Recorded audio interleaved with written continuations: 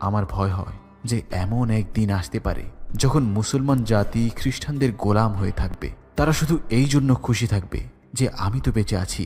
এক মুহূর্ত থেমে গিয়ে তিনি পুনরায় বললেন, তোমরা কি জানো ফিলিস্তিনে আমার মুসলমান ভাই বোনেরা কত নির্মম নির্যাতনের শিকার হচ্ছে? পুরুষদের গোলাম বানিয়ে রাখা হয়েছে, আর মুসলমান নারীদের ইজ্জত প্রতিদিন বাজারে নিলাম হচ্ছে। ফিলিস্তিন থেকে আমাদের ভাই বোনদের আত্মা প্রতিনিয়ত আমাদের ডেকে যাচ্ছে, আর তোমরা এখানে ভোগ বিলাসের জীবন বেছে নিয়েছ।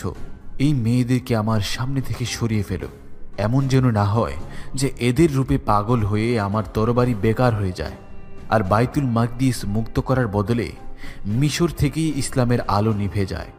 সেদিন সালাউদ্দিন আইয়ুবী এক ঐতিহাসিক ভাষণ দেন।